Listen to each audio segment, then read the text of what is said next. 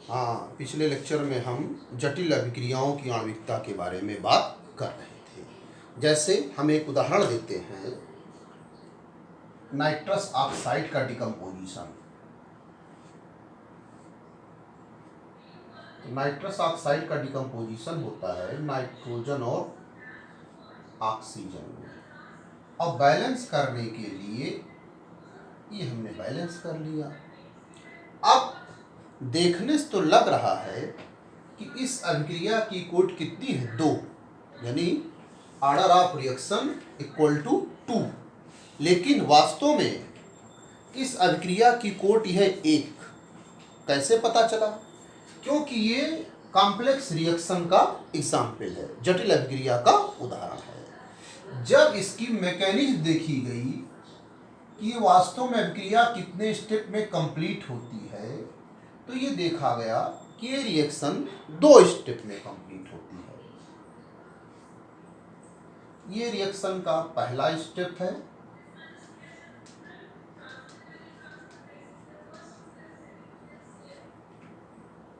और ये रिएक्शन का दूसरा स्टेप है।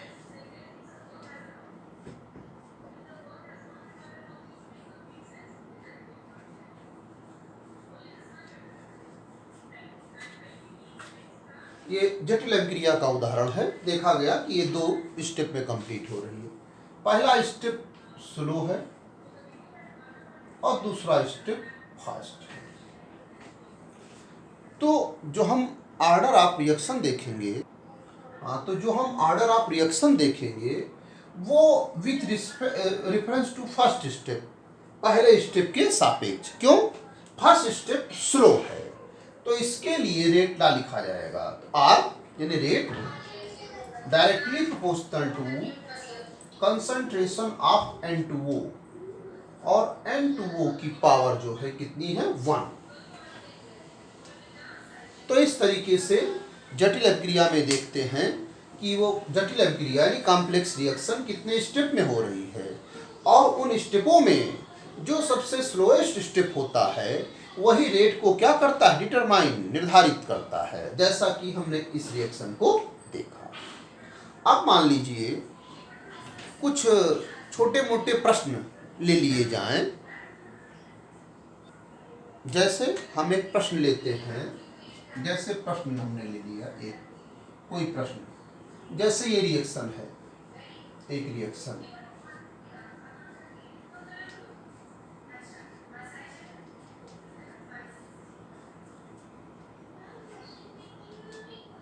ये एक रिएक्शन है, और कहा गया प्रश्न में कि A के सापेक्ष,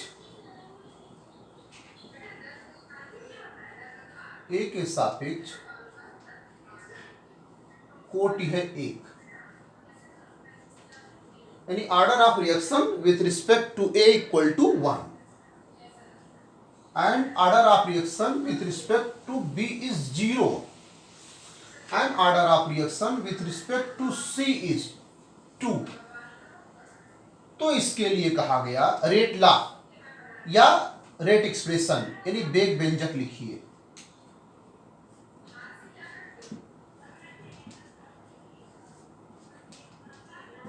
वेग व्यंजक लिखिए, right rate expression for this question. तो हमने आंसर इसका लिखना शुरू किया। तो हमने लिखा rate directly proportional to concentration of reactants to the suitable power. तो इसमें रिएक्टेंट्स है A और दूसरा रिएक्टेंट है B और तीसरा रिएक्टेंट है C। प्रश्न में बताया गया है कि यहाँ कोटि है 1, यहाँ कोटि है 0 और यहाँ कोटि है 2। तो ये हो गया रेट ला, और प्रोपोर्शनल के स्थान पे K कर देंगे, 1, और ये अगर इसी पूछा जाता ओवरऑल ऑर्डर ऑफ रिएक्शन, पूरी अभिक्रिया की कोटि,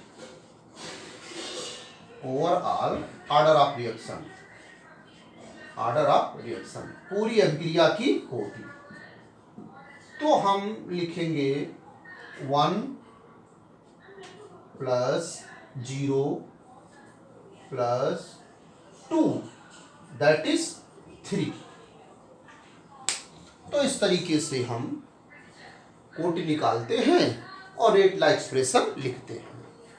अब मान लीजिए एक दूसरा हम एग्जाम्पल ले लें, कोई प्रश्न। मान लीजिए कहा गया कि ये कोई अभिक्रिया है,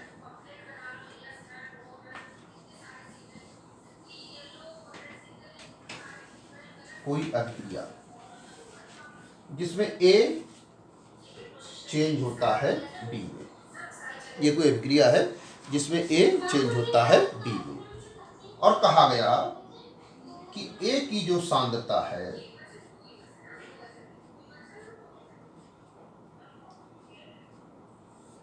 अगर 3 गुनी कर दी जाए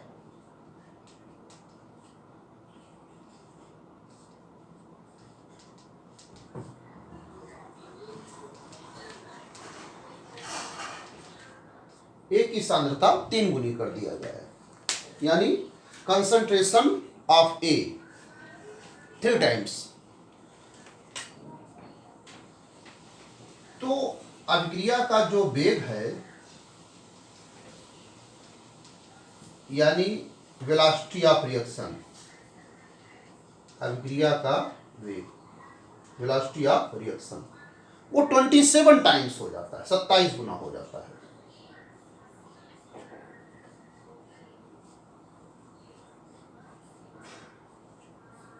सत्ताईस गुना हो जाता। तो अभिक्रिया की कोटि बताइए, find the order of reaction. अभिक्रिया की कोटि,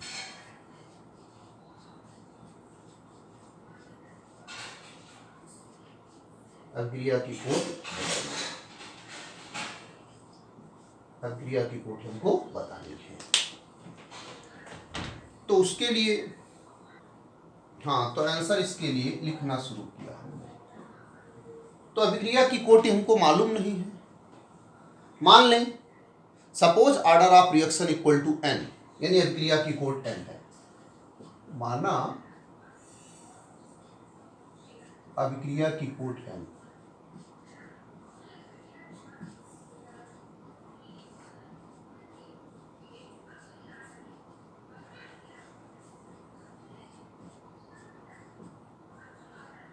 अभिक्रिया की कोटि हमने क्या मान लिया n। तो जब n मान लिया तो उसके लिए रेट ला लिखते हैं या रेट एक्सप्रेशन।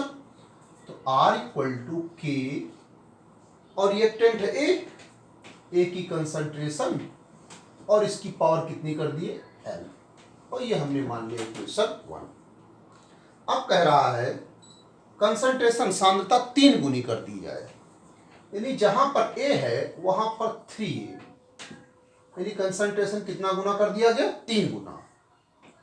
पावर आपका n लगी हुई है, तो आपका कह रहा है अभिक्रिया का वेग 27 गुना हो जाता है, यानी R के स्थान 27R।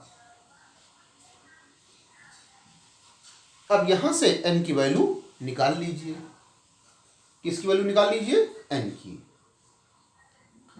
तो हम इक्वेशन 1 को इक्वेशन 2 से डिवाइड करते हैं, तो यहां से R कैंसिल हो गया, तो 1/27, और यहां भी k रहेगा तो k तो कैंसिल हो जाएगा, और इन दोनों को एक में जब करेंगे तो ऐसे A/3A, अब पूरे का होल कर देते हैं n। यहां से ये कैंसिल हो गया, ये आ गया 1/3 के रूप में लिखेंगे कि पावर 3, और यहां 1/3 की पावर आपका आ गया n। कंपैरिजन करेंगे 1/3 इक्वल है तो n इक्वल टू 3, यानी अभिक्रिया की कोटि कितनी आ गई 3, यानी this is the third order reaction. हाँ, अब हम अभिक्रियाओं की कोटि के प्रकार के बारे में डिस्कस करेंगे, type of order of reaction. तो सबसे पहले हम शून्य कोटि की अभिक्रिया के बारे में बातचीत शुरू करते हैं, जीरो ऑर्डर रिएक्शन।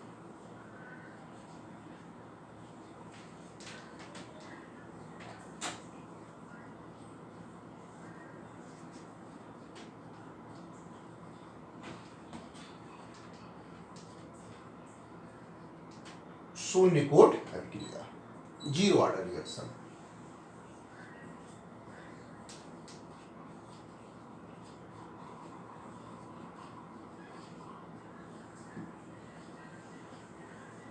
तो शून्य ऑर्डर का मतलब कोट कितनी होगी, शून्य, यानी जो power of concentration of reactant होगी वो कितनी होगी, जीरो।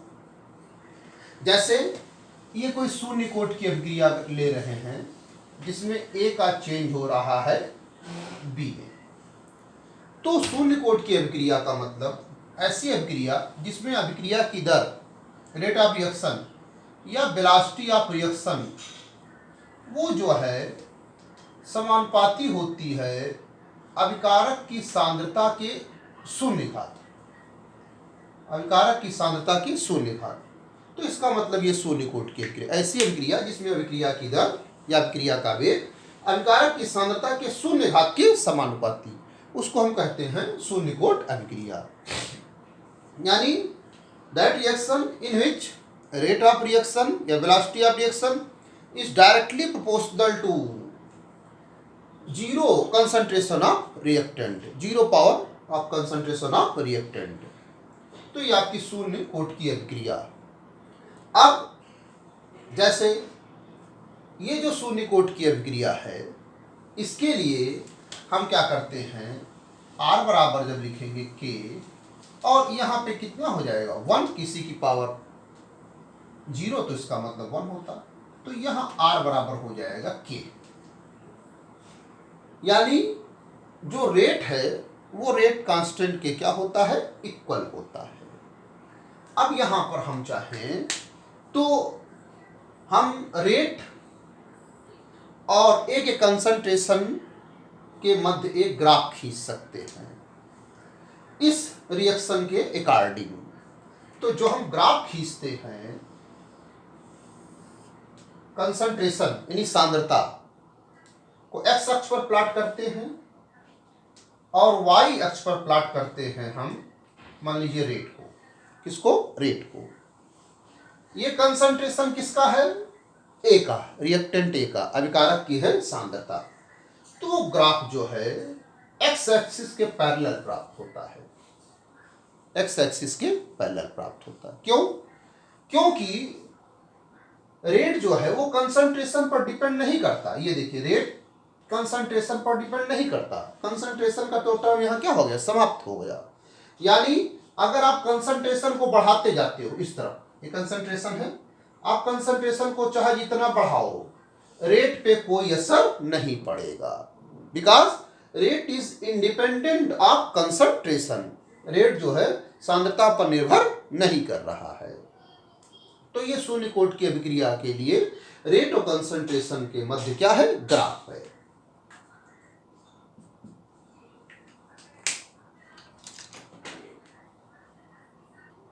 अब शून्य कोट की अभिक्रियाओं के कुछ उदाहरण लिख रहे हैं, शून्य कोट की अभिक्रियाओं के उदाहरण।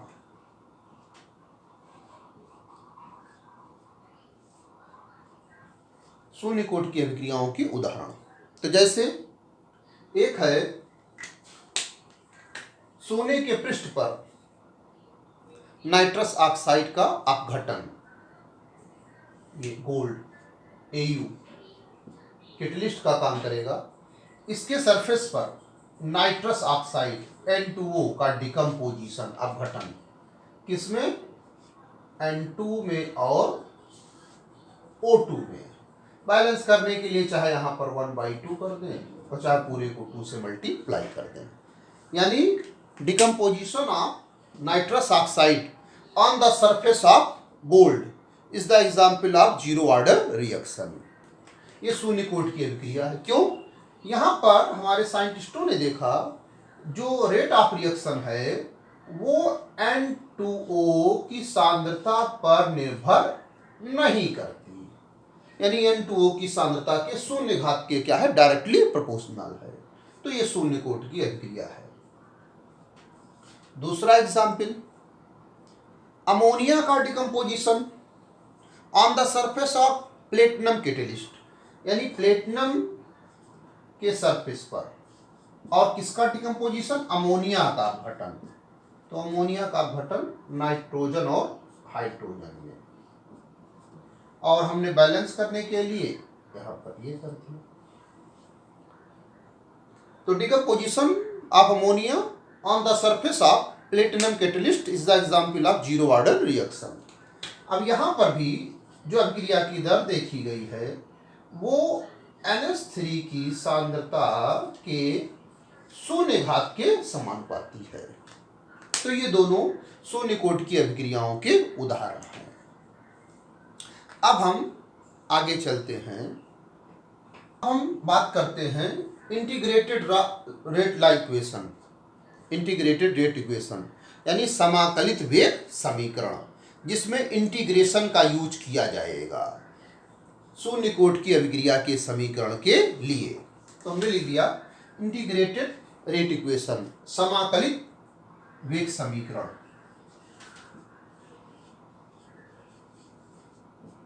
इंटीग्रेटेड रेट इक्वेशन, समाकलित वेग समीकरण, समाकलित वेग समीकरण, इंटीग्रेटेड रेट इक्वेशन। ये निकाला जाएगा शून्य कोट की अभिक्रिया के लिए भी और प्रथम कोट की अभिक्रिया के लिए भी with the help of integration यानी समाकलन का यूज करते हुए। तो जैसे हम लेते हैं, मान लीजिए ये कोई शून्य कोट की अभिक्रिया है जिसमें ए आपका रिएक्टेंट है और बी आपका प्रोडक्ट है। ए इज द रिएक्टेंट और बी इज द प्रोडक्ट। अब हम मान लेते हैं जब समय शून्य है, समय शून्य का मतलब इनिशियल प्रारंभ में इसकी कंसंट्रेशन ए मान लिया। जब समय शून्य है तब सांद्रता जो है रिएक्टेंट की स्मॉल ए है, इसकी सांद्रता स्मॉल ए है, और उस समय इसकी सांद्रता कितनी होगी? 0, क्योंकि ये तो उत्पन्न ही नहीं हुआ होगा। अभी तो हमने एक बर्तन में केवल किसको लिया? ए को, रिएक्टेंट ए को, और इसकी सांद्रता ए मोल प्रति लीटर यानी इसके कुछ मोल प्रति लीटर ले लिए। अब जब कुछ समय बीतेगा यानी टी समय पश्चात, आफ्टर टाइम टी,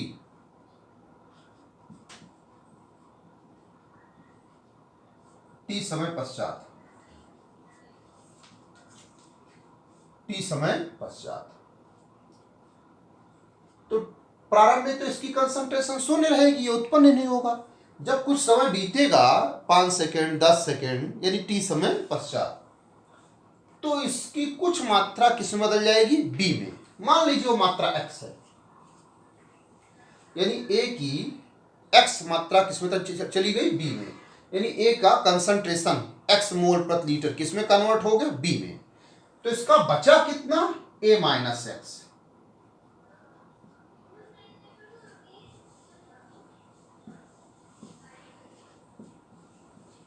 ए माइनस एक्स, ये प्रारंभिक सांद्रता है। प्रारंभिक सांद्रता कुछ मान लिया गया कि उस समय व्युत्पन्न नहीं हुआ होगा, तो उसकी सांद्रता कितनी रहेगी? 0।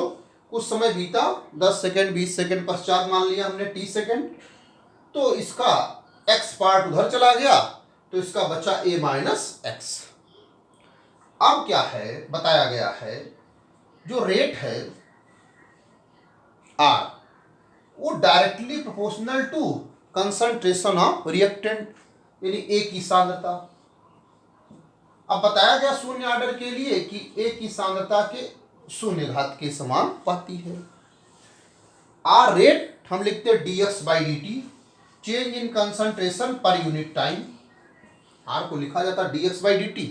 dx क्या है? चेंज इन कंसंट्रेशन, सांद्रता में परिवर्तन, और dt चेंज इन टाइम यानी टाइम में परिवर्तन, यानी change in concentration per unit time. और प्रोपोर्शनल को हटाने के लिए के लिखते हैं, और यहां पर चूंकि इसकी वैल्यू 1 हो गई तो यहां पर हमने लिख दिया 1 लिख दिया। यहां से dx इक्वल टू हो गया k into D T, dx हो गया k इंटू डी टी। अब हम क्या करते हैं, टेकिंग इंटीग्रेशन बोथ साइड्स, दोनों पक्षों का समाकलन ले लेते हैं। ये ले लिया dx का समाकलन और dt का समाकलन, के का नहीं लेंगे, के क्या कांस्टेंट है, के नियतांक है। और हम समाकलन किसका करते हैं, इंटीग्रेशन वेरिएबल का जो बदलता रहता है, जैसे dx सांद्रता बदलती रहती है, dt समय बदलता रहता है, समय के साथ सांद्रता बदलती रहती है, के तो आपका कांस्टेंट है। तो dx का इंटीग्रेशन होता x, उसी तरीके से dt का इंटीग्रेशन होता t, और प्लस इसमें लग जाता है c को कहते हैं इंटीग्रेशन कांस्टेंट, समाकलन नियतांक, ये जो कहलाता है इंटीग्रेशन कांस्टेंट, समाकलन नियतांक।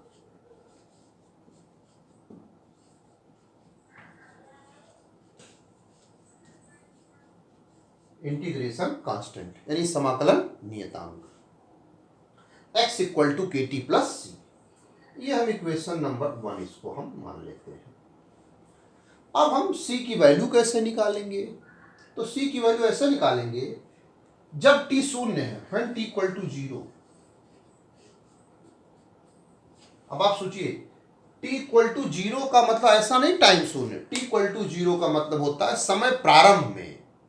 जैसे आप कोई खेल शुरू करते हो तो समय जैसे 12 का शुरू करते हो और खेल 12:30 बजे बंद कर देते हो, तो t 12 बजे का मतलब हो गया 0 और 12:30 का मतलब आफ्टर टाइम t, यानी बीच में कितना समय आया, आधा घंटा है। तो t बराबर 0 का मतलब प्रारंभ में, तो प्रारंभ में x की वैल्यू कितनी है, 0, x है ही नहीं। when t बराबर 0, x बराबर 0, क्यों, क्योंकि जब t बराबर 0 यानी प्रारंभ में, तो प्रारंभ में b उत्पन्न ही नहीं हुआ है, उसकी सांद्रता कितनी है, 0। इसी चीज को रख देंगे समीकरण 1 में, तो x के प्लेस पर रखेंगे 0 k और t के प्लेस पर रखेंगे 0 प्लस c, तो यहां से c इक्वल टू निकल जाएगा 0। c इक्वल टू जब 0 निकल गया तो इक्वेशन 1 में c की वैल्यू रख देंगे, तो जब इक्वेशन 1 में c की वैल्यू रख देंगे तो आ जाएगा x equal to k t, x equal to k T.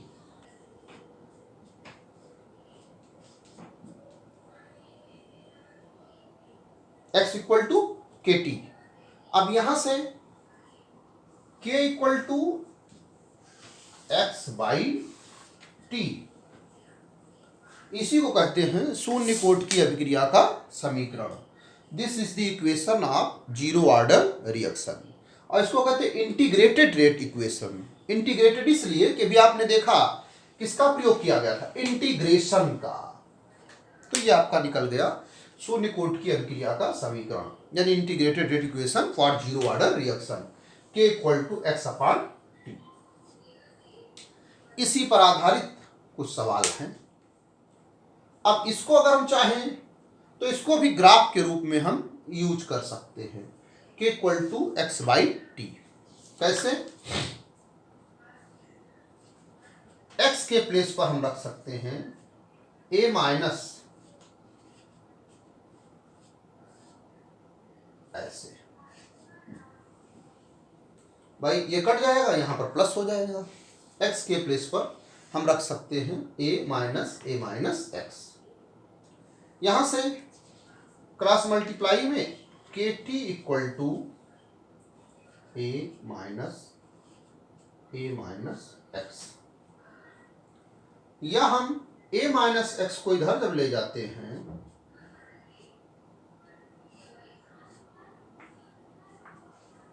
और के टी को उधर ले जाते हैं,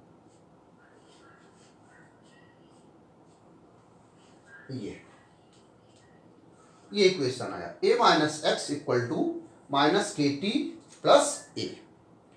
अगर हम इस पर ग्राफ हम खींचना चाहते हैं तो ग्राफ के लिए y और x चाहिए, तो ये आपका y ले लेते हैं, y equal to m x plus c इसलिए कहा गया, ए आपका जो इनिशियल कंसंट्रेशन वो फिक्स है, वैरी क्या करता, ए माइनस एक्स, और क्या वैरी करता, टी। जो आप ग्राफ खींचते हो एक्स वाई, तो एक्स वाई दोनों एक्सिस हैं, उन दोनों पर किसको रखते हैं, जो वेरिएबल होता है।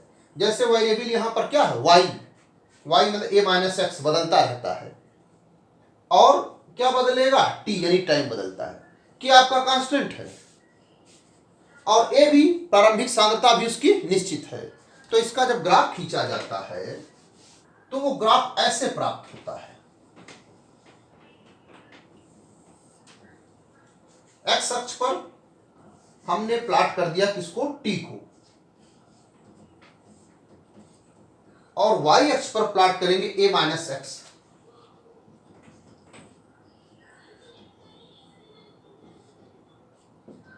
एक्स अक्ष पर प्लॉट कर दिया किसको, टी को, और वाई अक्ष पर ए माइनस एक्स। तो जो इसका ग्राफ है y बराबर एम एक्स प्लस सी, एम जो स्लोप है जिसको tan थीटा कहते हैं वो निगेटिव है, tan थीटा निगेटिव यानी आपका ऑब्ट्यूस एंगल। तो इस तरीके का ग्राफ मिलेगा, ये जो थीटा होगा ये ऑब्ट्यूस एंगल होगा, अधिक कोण, और उसमें tan की वैल्यू क्या होगी, निगेटिव होगी। और यहां पर c जो है इंटरसेप्ट है, अंताखंड किस अक्ष पर काटा गया, y अक्ष पर। तो y अक्ष पर काटा गया अंताखंड a, तो यहां पर कहीं पर हम मान लेते हैं a, यहां से यहां तक ये y अक्ष पर काटा गया अंताखंड आपका कितना हो गया, a हो गया। ये intercept on y axis, y अक्ष पर काटा गया अंताखंड, और स्लोप m, m स्लोप किसके बराबर, माइनस k। इस slope of the line m जिसको कहते हैं बराबर tan theta equal to minus k. तो ये ग्राफ इसके मध्य में है। अब हम अगर आगे बात करेंगे अर्ध आयु की, हम बात करते हैं अर्ध आयु, half life period, zero order, और जब बात करेंगे फर्स्ट ऑर्डर तो प्रथम कोट के लिए भी। तो अर्ध आयु, हाफ लाइफ पीरियड, अर्ध आयु, अर्धायु काल, जिसको हम रिप्रेजेंट करते हैं टी हाफ से। हम निकालना चाह रहे हैं शून्य कोट की अभिक्रिया का अर्धायु काल। तो अर्धायु काल का मतलब होता है वो समय जिसमें किसी पदार्थ की आधी मात्रा डिके यानी नष्ट हो जाती है, और आधी मात्रा शेष बचती है, उस समय को कहते हैं अर्धायु काल। जैसे आपके पास मान लीजिए 4 ग्राम रेडियो एक्टिव तत्व है, और उसकी अर्धायु मान लीजिए 10 वर्ष है, तो 10 वर्ष जब बीतेगा तो वो 2 ग्राम बचेगा। तो हम अर्धायु काल की बात करना चाह रहे हैं जीरो ऑर्डर रिएक्शन के लिए, यानी शून्य कोट की अभिक्रिया के लिए। तो उसके लिए शून्य कोट की अभिक्रिया का समीकरण हमको लेना पड़ेगा k बराबर x बाई टी। ये शून्य कोट की अभिक्रिया का समीकरण है। तो इसमें जो है समय, ये समय को हम अर्धायु काल के बराबर करते हैं, यानी समय जो है आधे आयु काल के बराबर हो गया। तब होगा क्या,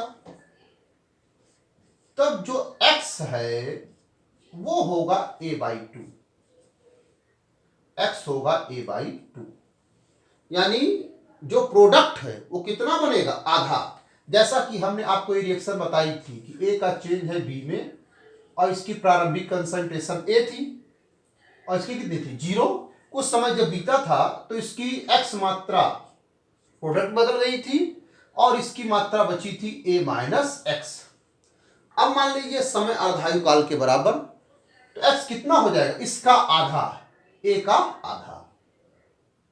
तो a का आधा, तो x जब a बाई टू लिखोगे तो a minus a by two, यानी a बाई टू यहां बचेगा, आधा बचेगा और आधा उधर चला जाएगा। तो इसमें जब रखेंगे x के स्थान पर a बाई टू और t के स्थान रख देंगे t हाफ, तो यहां से आपका t हाफ इक्वल टू हो जाएगा a बाई टू के, a बाई टू के। ये निकला जीरो ऑर्डर की अभिक्रिया का अर्धायु काल। This is the half life period for zero order reaction. अब इससे क्या पता चलता है, जो शून्य कोट की अभिक्रिया की अर्धायु काल है वो a concentration of reactant initial प्रारंभिक सांद्रता के क्या होती, समानुपाती होती है।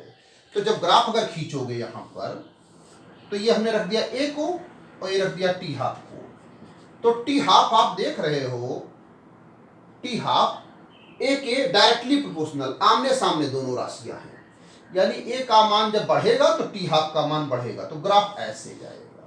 जैसे जैसे आप ए बढ़ाते जाओगे वैसे वैसे, जैसे ये ए इतना है तो टी हाफ इतना है, ए इतना है तो टी हाफ इतना है, यानी जैसे जैसे आप समय को बढ़ाते जाओगे अर्धायु काल को, वैसे वैसे प्रारंभिक सांद्रता क्या होगी, बढ़ेगी, यानी प्रारंभिक सांद्रता बढ़ाओगे तो अर्धायु काल बढ़ेगा। अब शेष हम थोड़ा सा इनके क्वेश्चन के बारे में और प्रथम कोट की अभिक्रिया के बारे में अगले लेक्चर में बात करेंगे।